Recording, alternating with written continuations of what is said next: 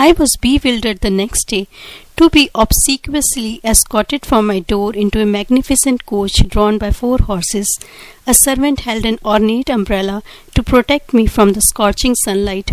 I enjoyed the pleasant ride through the city and its woodland outskirts.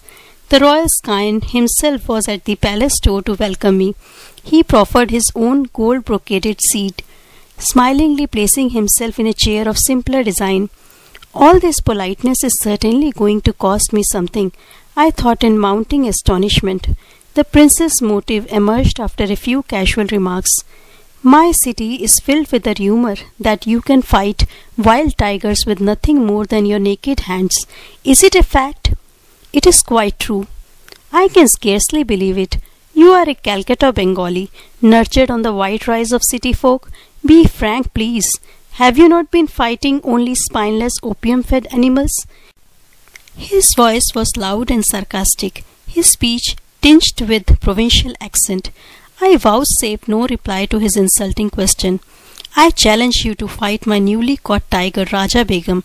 If you can successfully resist him, bind him with a chain and depart his cage in a conscious state, you shall have this royal Bengal. Several thousand rupees and many other gifts shall also be bestowed.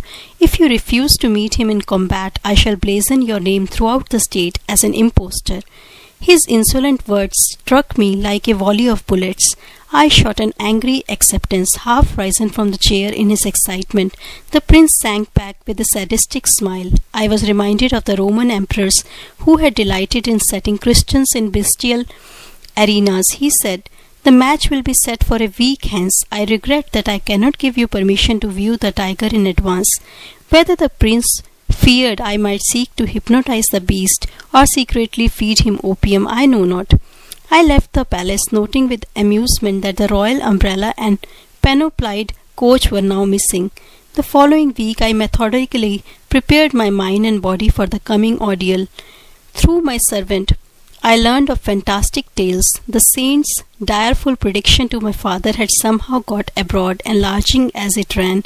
Many simple villagers believed that an evil spirit cursed by the gods had reincarnated as a tiger, which took various demoniac forms at night but remained a striped animal during the day. This demon tiger was supposed to be the one sent to humble me. Another imaginative version was that animal prayers to Tiger Heaven had achieved a response in the shape of Raja Begum. He was to be the instrument to punish me, the audacious biped, so insulting to the entire tiger species. A furless, fangless man daring to challenge a claw-armed, sturdy-limbed tiger? The force of concentrated venom of all humiliated tigers, the villagers declared, had gathered momentum sufficient to operate hidden laws and bring about the fall of the proud tiger tamer. My servant further apprised me that the prince was in his element as manager of the bout between man and beast. He had supervised the erection of a storm-proof pavilion designed to accommodate thousands. Its center held Raja Begum in an enormous iron cage, surrounded by an outer safety room. The captive emitted a ceaseless series of blood-curdling roars. He was fed sparingly to kindle a wrathful appetite. Perhaps the prince expected me to be the meal of reward. Crowds from the city and suburbs bought tickets eagerly in response to the beat of drums announcing the unique contest. The day of battle saw hundreds turned away for lack of seats. Many men broke through the tent openings or crowded any space below the galleries. As the Tiger Swami story approached a climax, my excitement mounted with it. Chandi also was rapidly mute. Amidst piercing sound explosions from Raja Begum and the hubbub of the somewhat terrified crowd, I quietly made my appearance. Scantily clad around the waist, I was otherwise unprotected by clothing. I opened the bolt of the door of the safety room and calmly locked it behind me. The tiger sensed blood. Leaping with a thunderous crash on the bars, he sent forth a ferocious welcome. The audience was hushed with pitiful fear. I seemed a meek lamb before the raging beast. In a trice I was within the cage, but as I slammed the door, Raja Begum was headlong upon me. My right hand was desperately torn. Human blood, the greatest treat a tiger can know, fell in appalling streams. The prophecy of the saint seemed about to be fulfilled. I rallied instantly from the shock of the first serious injury I had ever received. Banishing the sight of my gory fingers by thrusting them beneath my waistcloth, I swung my left arm in a bone-cracking blow. The beast reeled back, swirled round the rear of the cage, and sprang forward convulsively. My famous fistic punishment rained on his head. But Raja Begum's taste of blood had acted like the maddening first sip of wine to a dipsomaniac long deprived. Punctuated by deafening roars, the brute's assaults grew in fury. My inadequate defense of only one hand left me vulnerable before claws and fangs, but I dealt out dazing retribution.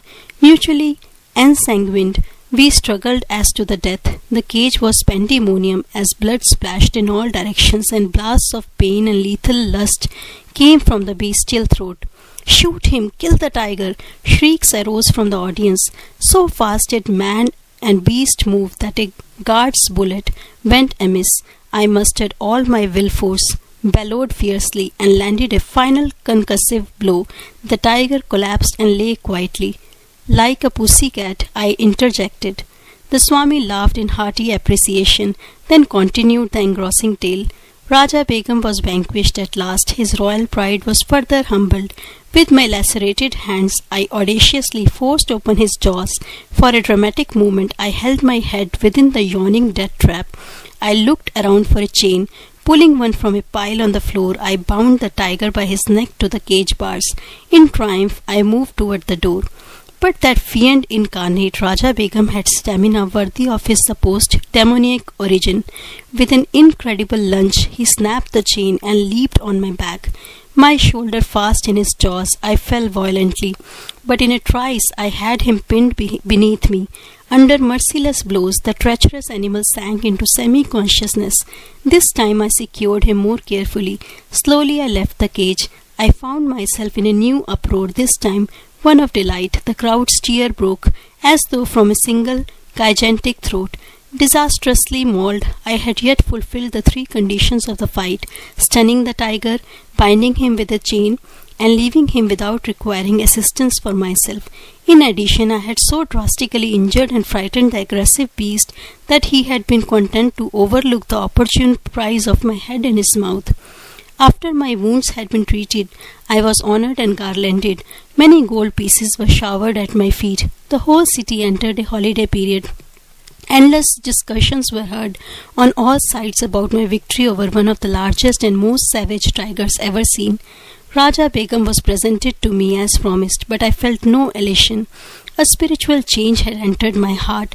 It seemed that with my final exit from the cage, I had also closed the door on my worldly ambitions. A woeful period followed. For 6 months I lay near death from blood poisoning.